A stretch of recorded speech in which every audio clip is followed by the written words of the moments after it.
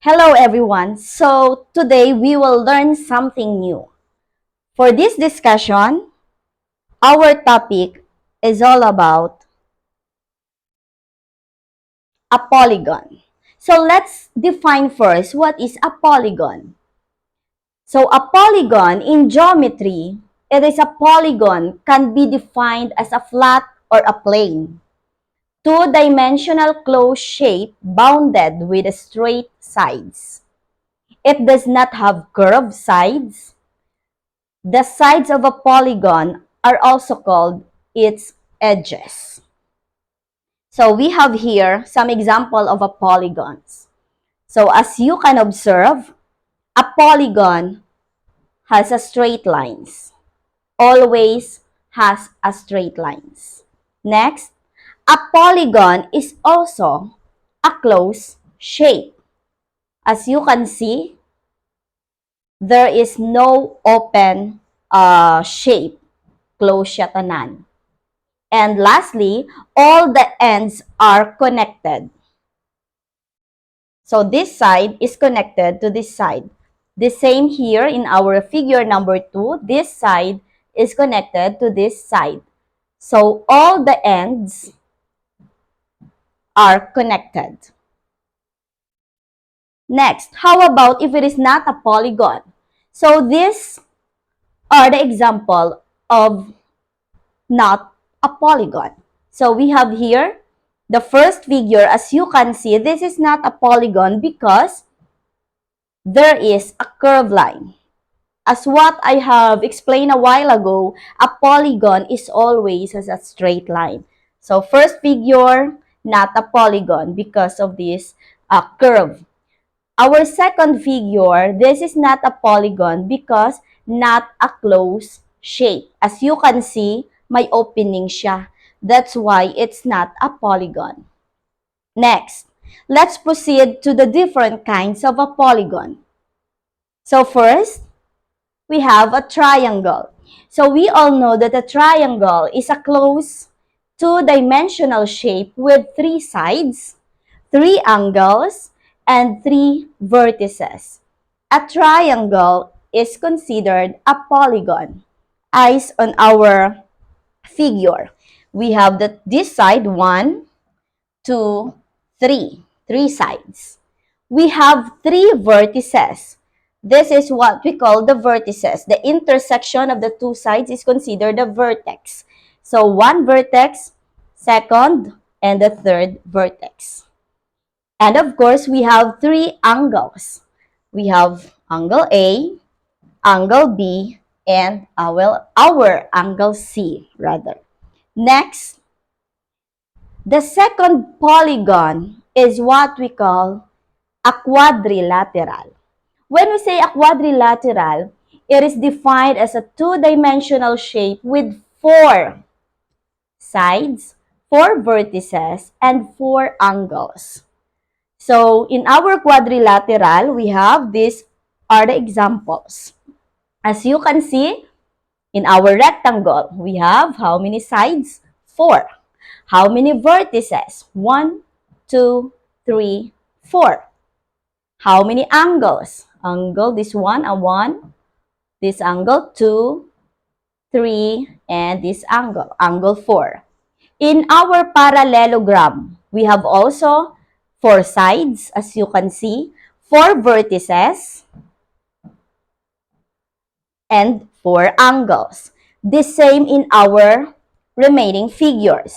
This is a trapezoid, figure for trapezoid, a square, the rhombus, and the kite. As you can see, they have 4 sides, 4 vertices, and 4 angles. So, meaning they are considered quadrilaterals because quad means 4. Next, polygon. Okay, when we say pentagon, this is a geometrical shape which has 5 sides and 5 angles. Here, when we say penta, from the word pentagon, penta means 5. Then, gon, of course, it denotes an angle. That's why when we say pentagon, 5 angles. This is our example of pentagon. 1, 2, 3, 4, and 5. 5 angles and 5 sides. Also 5 vertices. Next polygon is what we call hexagon. When we say hexagon, in geometry, a hexagon can be defined as a closed two-dimensional polygon with 6 sides. Hexagon has 6 vertices and 6 angles, as you can see in our figure. Composed of 6 angles, 6 vertices, and 6 sides. So meaning that is hexagon. How about if it is 7 sides? So here, the next polygon is what we call heptagon. This is a two-dimensional shape with 7 sides, 7 angles, and it belongs to the class of polygons in two-dimensional geometry. So this is an example of heptagon. 1, 2, let's count the sides. 3, 4, 5, 6, 7. 7 sides, 7 vertices, and 7 angles is called heptagon. Next. Okay, when we say octagon, in geometry, an octagon is a polygon that has 8 sides and of course 8 angles. That means the number of vertices and edges of the octagon is 8. This is an example of octagon.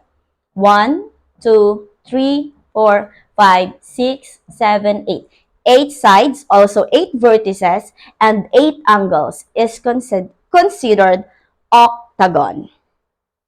Next polygon is nonagon. So of course, when we say nonagon, this is composed of 9 sides. This is our figure for nonagon. Let's count the side. 1, 2, 3, 4, 5, 6, 7, 8, and 9. 9 sides, 9 angles, and 9 vertices is a nonagon. Next polygon is what we call the decagon. So, again, when we say decagon, it's a polygon having 10 sides. So, this is called a decagon or 10-gon. It is also has 10 vertices and 10 angles. So, as you can see, this is our figure for the decagon. You can count the number of sides and number of vertices. If it is 10, this is what we call decagon or decagon. Next, if it is 11-sided polygon, kung 11 naman ang sides na, that is what we call an decagon. You are going to write here on affix or in the prefix sa word na decagon. So, an decagon means 11 sides, 11 vertices, and 11 angles. Next, last one, dodecagon. So, dodecagon, this is a polygon with 12 sides, 12 angles, and 12 vertices. So, this is an example of our dodecagon. So, as you can see, you can count the number of sides. If it is 12, number of vertices, 12, number of angles is also 12. That is our polygon, dodecagon. So we will discuss the 12 polygons for this session. So here, the summary of our discussion, we have the triangle, 3 sides. So you can memorize like this, 3, triangle. If it is 4 sides, quadrilateral. This is an example only, the square.